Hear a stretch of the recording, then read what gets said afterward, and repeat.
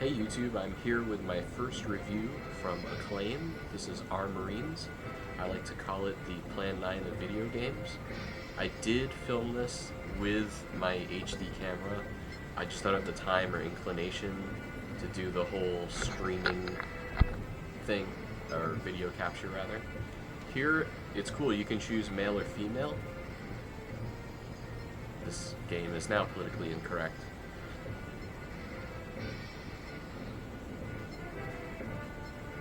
Acclaim bought the Armorines. It was originally a comic book, much like Turok, in fact. I'm unsure if Acclaim did Turok, I can't remember now. I don't think they did. Anyway, you'll also notice that the graphics are similar as well. So, I wanted to film myself playing because I just wanted to show you guys the ups and downs of every game. So that's why we're doing this ghetto style. So here I'm just wandering around. For some reason you can't shoot those things, they won't explode those barrels. So up C is forward, down C is back, left C, right C, strafe, and of course the joystick is inverted. So you'll notice these guys make sounds and actions similar to the bugs in the caves in Turok Dinosaur Hunter. And it's really annoying because they just spawn out of nowhere, but the saving grace here is the auto aim. Not to mention that guy who covers me for all of 3 seconds before he retreats back to the ship. Thanks, buddy. Now the real annoying part about this is the spawning isn't exactly the same every time, so you can't really plan. You'll also see me run out of ammunition because you have to manually reload your weapon, which is extra annoying. I don't know why they just didn't do an auto reload. The other thing that I don't like, aside from the controls, you can see that they're just very drastic, very sensitive, is my health bar. I have no clue what that thing on the top left even says. The other issue is you can't go around and pick up health, it just resets your health at certain parts of the game, which is cool and also not, because sometimes it doesn't reset it when it should be a reset, like before a boss. So here, I'm going and I'm grabbing this technician guy. He's going to reset something for me.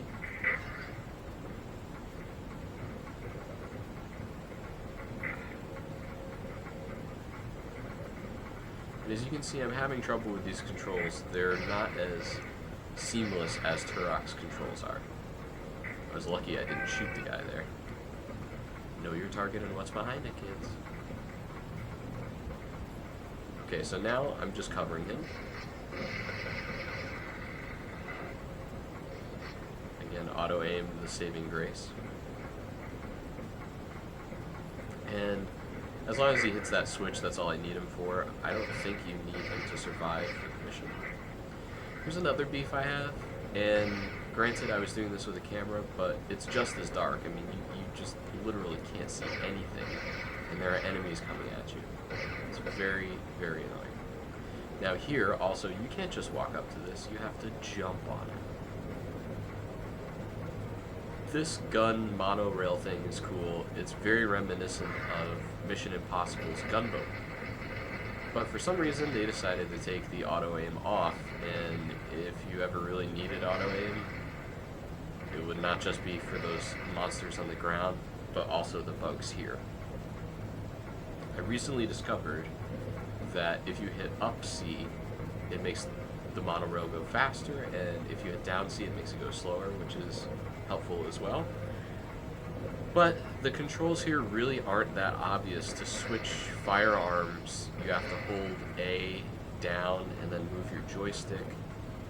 It's just not typical controls for a first-person shooter, which I think is one of its biggest downfalls. I shouldn't have to decipher the controls, it should just be a given.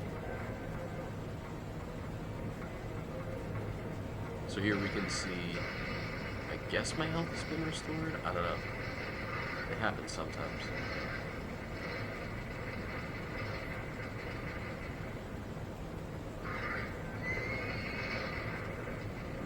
those are the vagina spiders. The one thing that I do like about this game are the co-op missions, because there are two people involved, and it's not like 007 GoldenEye where one person controlled the firing and the other person controlled the body. In this game, you actually have two separate players, which is really cool.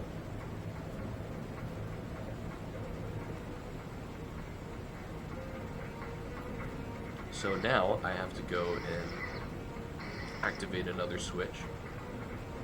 The maps in the first few levels aren't so bad. As you can see, they need to reload a lot because they're spawning different enemies after you do certain things. Again, here's a nice feature of the auto-aim. I can just let them come to me, or just camp out.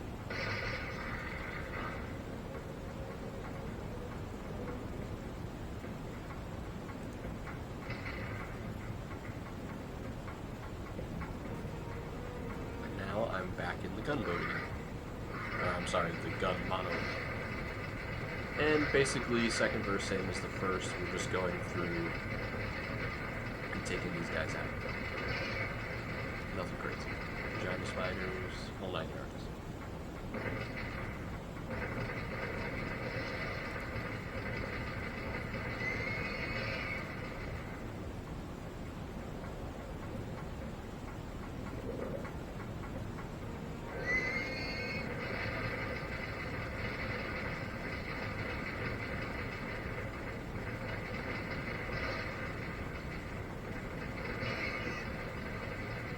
Now, the other issue I have is rapid fire. It doesn't really happen. You can hold down Z and it rapid fires, but you can't basically use any firearm like a semi-automatic in this video game. Semi-automatic meaning for every trigger pull, a bullet comes out. So it just depends on how fast you hit the trigger.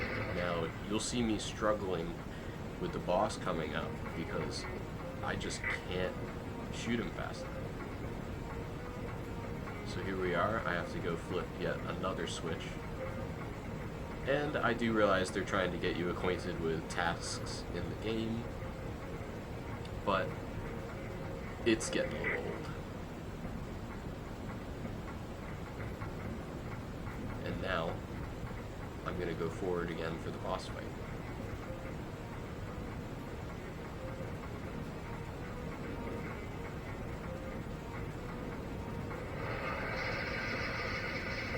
Our boss, and since the controls are so bad, you might as well just stand in place and shoot the hell out of this guy. Here, I'm basically too close. Normally I get him, but I'm too close to him and I'm getting hit way too much. And, of course, my ammo ran out. God forbid we have auto reload, because that would make too much sense and make this game easier.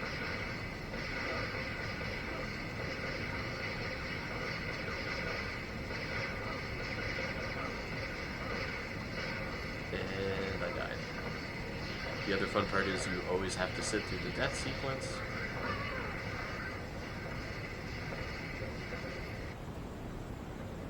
Unlike other first-person shooters, when you just hit start, it just goes back to the beginning of the mission. Thankfully, they don't make you do the whole mission again, which is great. So here's my second try, starting from some checkpoint.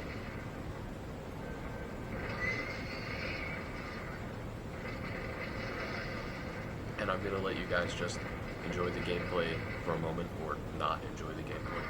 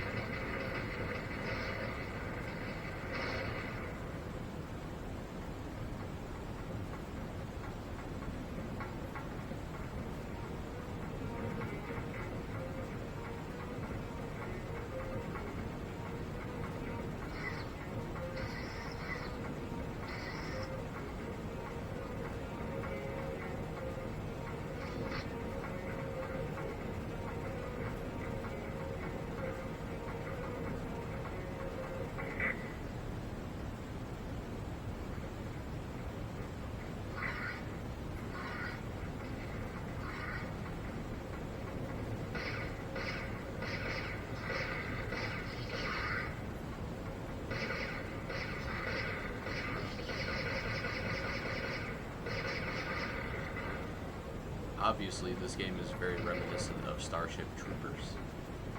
And it's cool and all to have bugs as enemies, but one of my other beefs is that they don't really change the enemies up enough.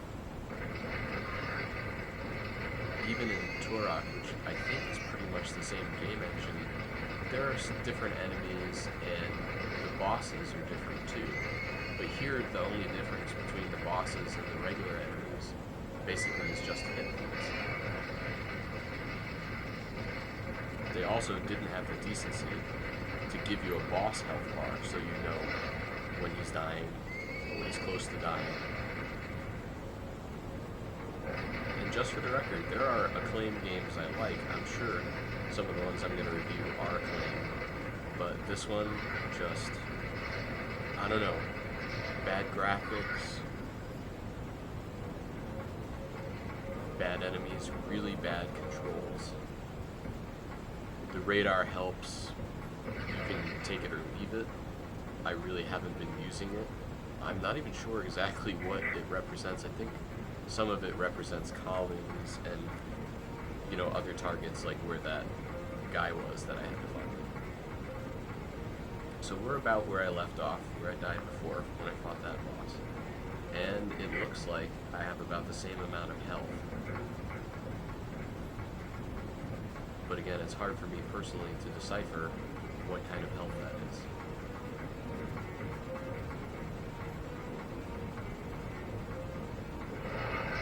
So here I'm going back to the boss, and my tactic is just to lay back this time. And I'm just going to dodge as much as I can and jump as much as I can and make myself a moving target. And just take some pot shots at him.